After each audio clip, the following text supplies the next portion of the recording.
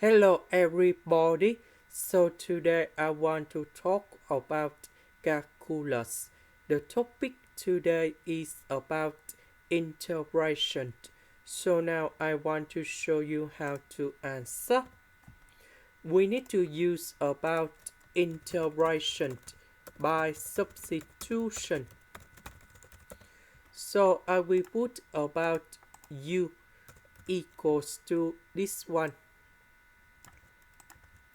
Later that, we do first derivative for the both sides.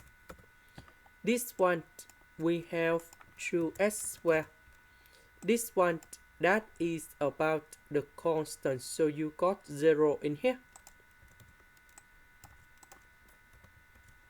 This one we can change by u. 3x squared dx we change by du.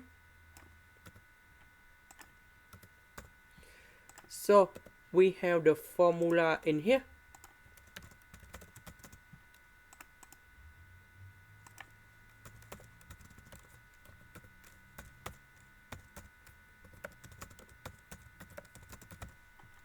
So number 7 I will change for n. So this one we have u to the power of 7 plus 1 over 7 plus 1, and then I will put about c. So this one we have number 8.